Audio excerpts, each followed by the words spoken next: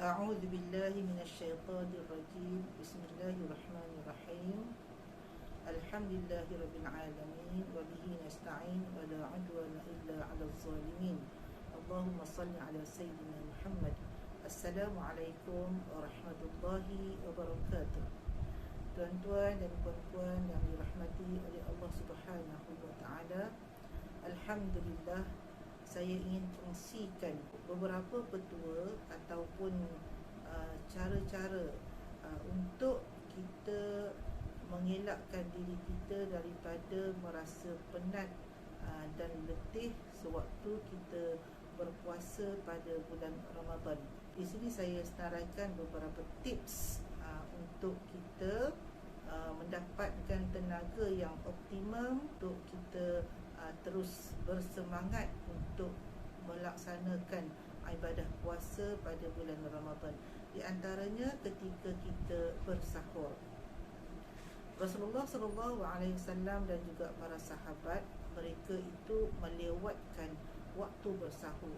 Dan kita bersahur itu, kita mulakanlah dengan makan makanan sunnah terlebih dahulu. Kemudian kita minum air dan seterusnya kita makanlah makanan-makanan yang agak heavy dan berat. Dari situ ianya akan memberikan tenaga yang berkesan kepada kita sampailah kita waktu kepada berbuka puasa.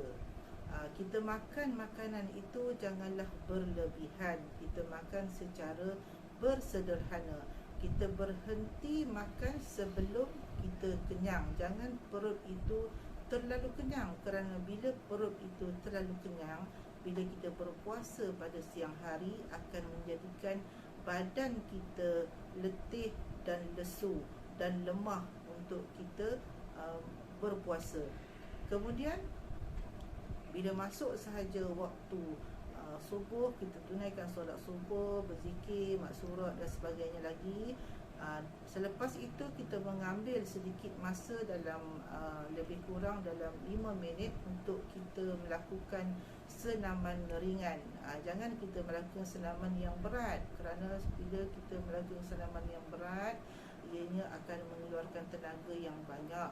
Jadi kita melakukan senaman yang ringan sahaja, lebih kurang dalam 5 minit untuk kita menggerakkan seluruh tubuh badan kita. Kerana senaman warm up yang ringan ini akan memberikan kita kekuatan yang memberikan kita semangat, kekuatan untuk kita meneruskan berpuasa di sepanjang berpuasa tersebut. Kemudian seterusnya, kita pun startlah pergi kerja.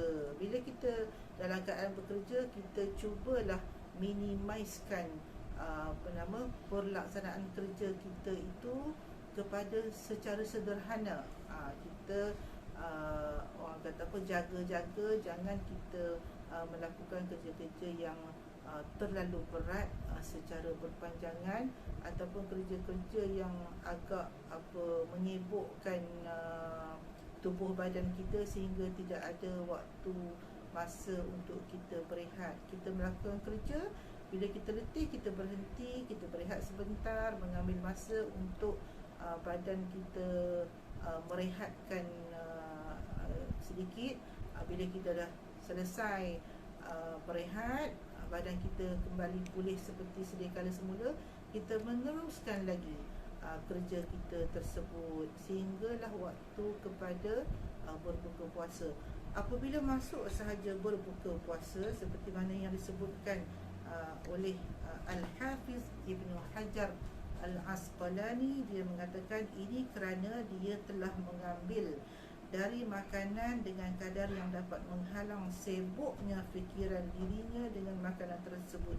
Jadi dalam apa yang disebutkan oleh Hafiz Hajar Al-Asqalani mengatakan, ketika kita berbuka puasa, kita tidak digalakkan untuk membazir dengan makanan-makanan yang berlebihan untuk kita berbuka puasa. Maklumlah kita ni semua berkerjaya. Bila kita balik daripada bekerja, kita singgah dekat pasar malam dan tempat-tempat menjual makanan sebagainya lagi, kita dah rambang mata, kita membeli macam-macam makanan, sehingga kan kita tak fikir bahawa makanan yang kita beli itu melebihi kemampuan perut kita untuk menerima. Jadi kita membeli makanan tu mengikut kemahuan hawa nafsu kita semata-mata.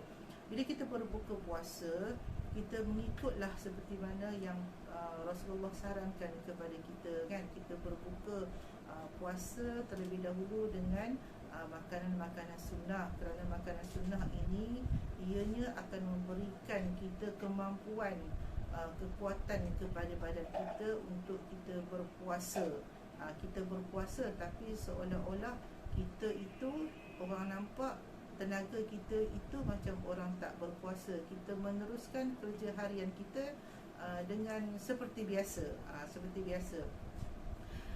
Dari itu kita mulakan makanan berbuka puasa itu dengan makan makanan sunnah, kurma, madu dan sebagainya lagi. Seterusnya kita minum air, kalau ada air zam-zam lagi bagus. Kalau tak ada, kita minumlah air kosong seperti biasa. Kemudian kita solat maghrib terlebih dahulu. Kenapa kita tidak terus makan makanan yang berat seperti nasi? Kerana supaya perut kita itu tidak terkejut. Lepas maghrib, solat maghrib, barulah kita makan nasi. Itu makanan yang berat, dan juga makanan-makanan lain yang berat lah, kan. Supaya perut kita itu tidak menerima makanan secara drastik, mengejut. Bila mengejut, dia menerima makanan, dia akan menjadikan perut kita itu pencernaan perut kita itu tak stabil, sakit perut, hirit dan sebagainya lagi. Jadi Rasulullah memberikan tips untuk menjaga kesihatan kita. Kerana apa? Bulan puasa ni dia meningkatkan kesihatan kita. Tapi kenapa orang yang puasa, bila habis puasa, habis Ramadan, lagi bertambah banyak penyakit? Kerana kita tidak menjaga adab-adab ketika kita berpuasa. Sedangkan dalam hadis mengatakan, Rasulullah mengatakan puasa tu memberikan kita kesihatan. Selepas bulan Ramadan kita bertambah sihat. Dari itu pentingnya, betapa pentingnya kita menjaga adab-adab ketika berpuasa. Puasa tu menyihatkan badan kita dan menjauhkan kita daripada penyakit-penyakit. Dia membersihkan perut kita selama sebulan tu daripada penyakit. Selepas kita solat maghrib tadi, barulah kita makan benda-benda, makanan-makanan yang berat. Dari itu, ketika kita melaksanakan solat wajib, maghrib, isyak dan solat sunat tarawih, kita tidak akan rasa mengantuk dan letih. Tapi jika sekiranya kita penuhkan perut kita dengan tiba-tiba, dengan secara drastik lah semasa kita berbuka puasa, ianya akan menjadikan kita mengantuk, letih dan lemah ketika kita nak sembahyang maghrib, nak solat isyak, nak solat tarawih pun kita tersengut-sengut mengantuk. Untuk mengelakkan kita lemah, letih, mengantuk ketika nak buat ibadat maghrib, isyak dan tarawih tersebut, maka hendaklah kita ikut tips yang saya berikan tadi. Dan juga bila kita makan sedikit, kita selepas solat tarawih kita tidur dengan lebih awal, memberi kemudahan kepada kita untuk kita bangun berqiyamul lail pada malam harinya. Okey, sekian, setakat itu sahaja tips dan petua yang sama-sama kita dapat mengambil manfaatnya bersama. Semoga ia menjadikan puasa kita itu puasa yang berkualiti, bermanfaat untuk tubuh badan kita dan memberikan pahala berganda kepada kita. Sekian, wabillahi taufiq wal hidayah. Wassalamualaikum warahmatullahi wabarakatuh.